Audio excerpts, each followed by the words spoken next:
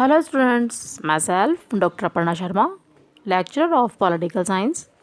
Students आज हम BA third year प्रमुख पाश्चात्य राजनीतिक विचारक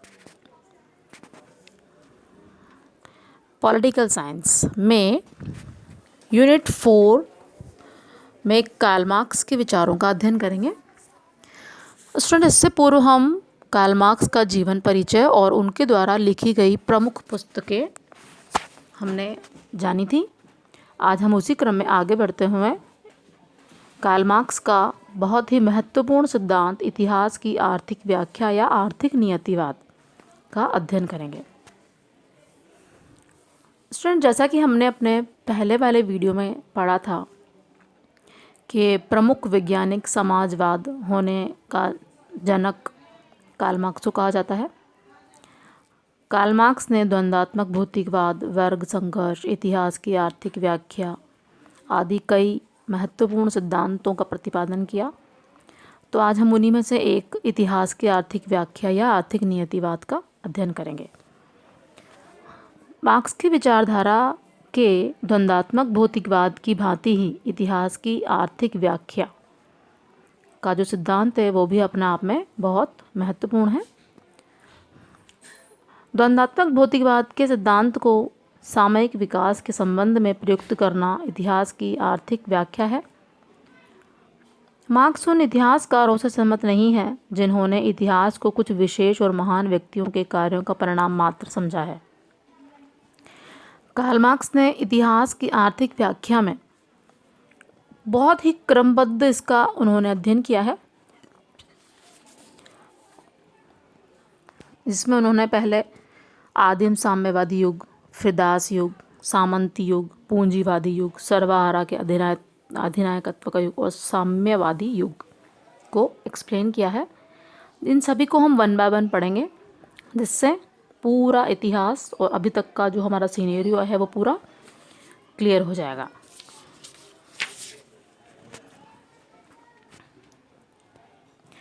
वेपर ने कहा है कि इस सिद्धांत का प्रारंभ इस सत्य से होता है कि लोग भोजन, वस्त्र, आवास और जीवन की अन्य आवश्यकताओं के बिना नहीं रह सकते। प्रकृति यह सब उन्हें स्वयं बनाकर उनके हवाले नहीं करती। उन्हें प्राप्त करने के लिए मनुष्य को श्रम करना पड़ता है। अतः श्रम सामाजिक जीवन का आधार है और मनुष्य के लिए एक प्राकृतिक अवस्था है। श्रम और उत्पादक कार्यकलाप के बिना मानव जीवन ही असंभव हो जाएगा। अर्थात श्रम हर व्यक्ति के लिए आवश्यक है। अतः भौतिक संपदा का उत्पादन सामाजिक विकास का मुख्य उपादान है। हम दूसरे शब्दों में ये कह सकते हैं कि ऐतिहासिक भौतिकवाद की मुख्य विशेषता यह मान्यता है कि उत्पादन पद्धति समाज के विकास में निर्णायक भूमिका निभाती है। मतलब उत्पादन, श्रम, ये सारी चीज़ों का मार्क्स ने अपने सिद्धांतों में बहुत अच्छे से अध्ययन किया है। मार्क्स ने पूर्व समाज के विकास के इतिहास की व्याख्या करते हुए कतिपय विद्वानों ने कहा कि निर्माण बड़े बड़े राजाओं, बादशाहों, युद्धों तथा सेनापतियों द्वारा हुआ है। तो आइए अब हम जानते हैं, इसका क्रमबद्ध अध्ययन करते हैं। सबसे पहले आता है आदिम साम्यवादी युग। मार्क्स के अनुसार प्रारंभिक आर्थिक व्यवस्था एक साम्यवादी व्यवस्था थी, जिसमें मनुष्य कंद मूल, फल व शिकार से अपना पेट भरता था। आप सभी ने अर्ली मैन पढ़ा होगा, तो वही अर्ली मैन पहले मनुष्य था। शिकार द्वारा पेट भरने की इस स्थिति ने सामूहिक जीवन को जन्म दिया।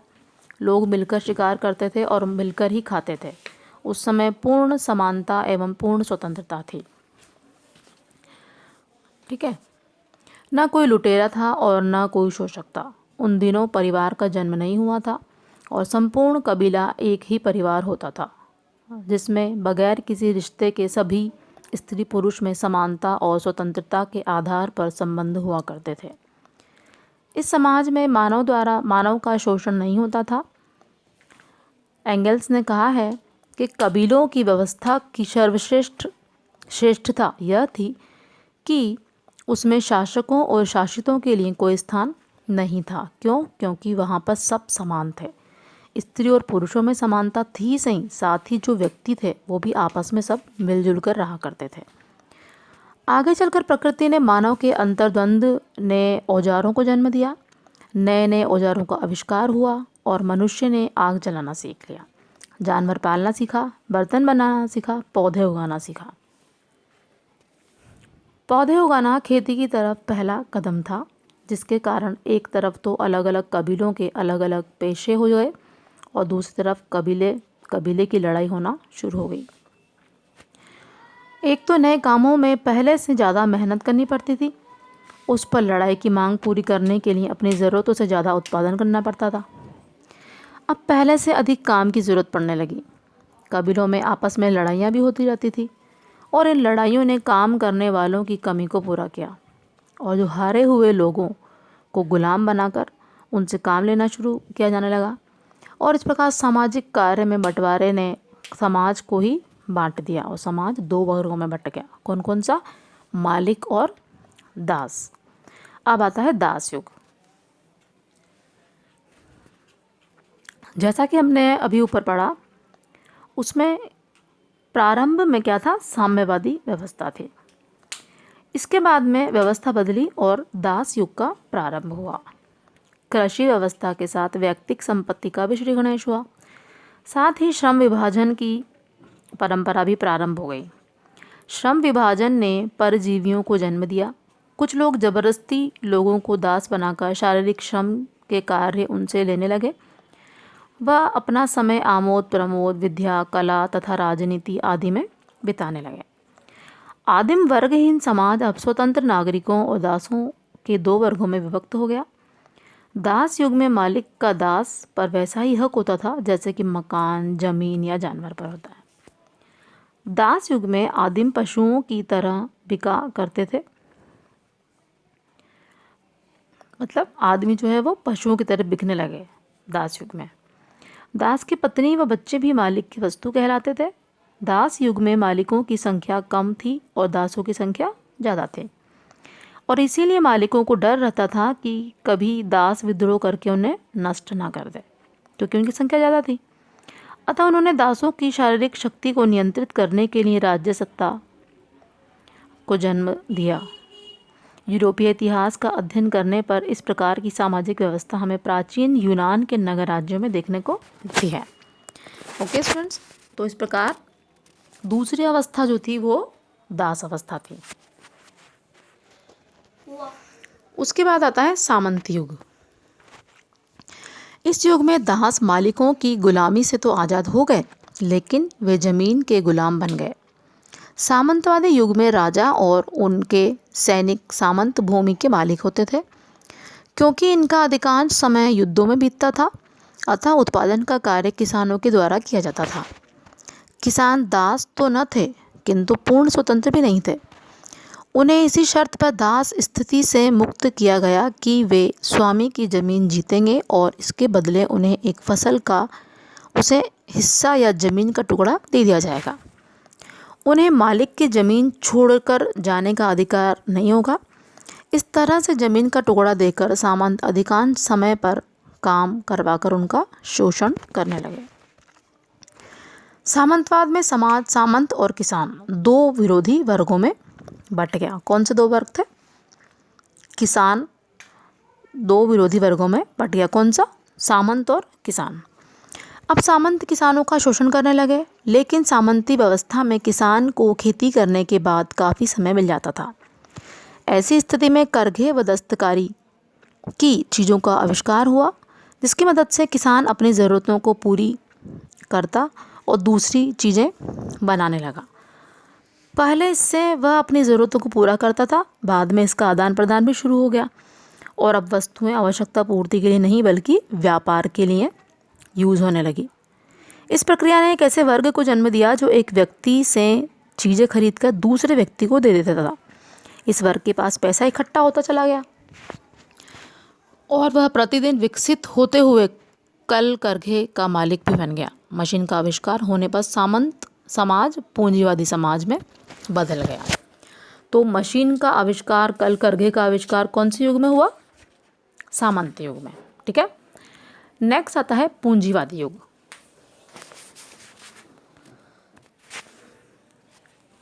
उत्पादन के नए साधनों, मशीन के उत्पादन के नए रिश्तों को जन्म दिया और सामंतवाद के स्थान पर पूंजीवादी युग प्रारंभ हुआ। पूंजीवाद को अपना वास्तविक स्वरूप औद्योगिक क्रांति के होने पर प्राप्त हुआ। औद्योगिक क्रांति उत्पादन प्रणाली में ही एक महान परिवर्तन का नाम है। पूंजीवाद में उत्पादन साधन, महंगी मशीनें, कल कारखाने आदि थे। सर्वसाधारण को न तो ये साधन सुलभ थे और न वे अपने पुराने हस्तकौशल वाले रोजगारों को ही चला सकते थे। मजबूर होकर उन्हें अपने श्रम को बेचना पड़ा। इस युग में मजदूर भी अन्य सामान की भांति खरीदने और बेचे जाने लगे।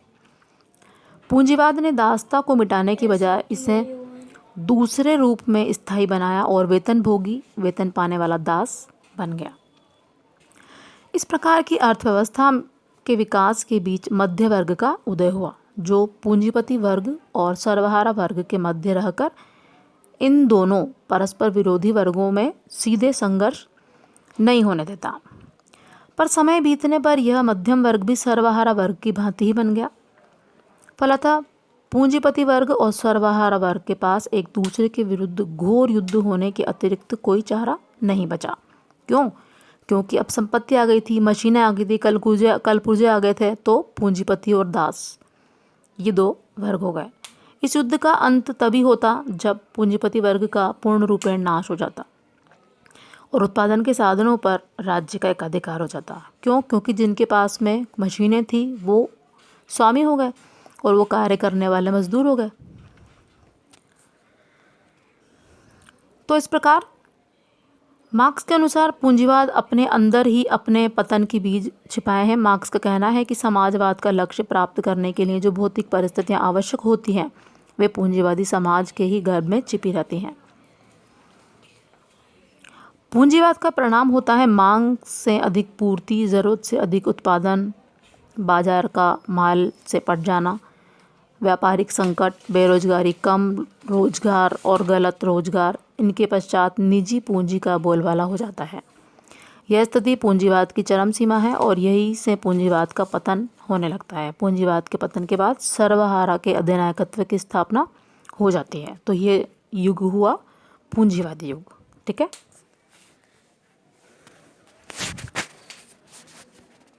इसके बाद जो दूसरे अन्य भी बचे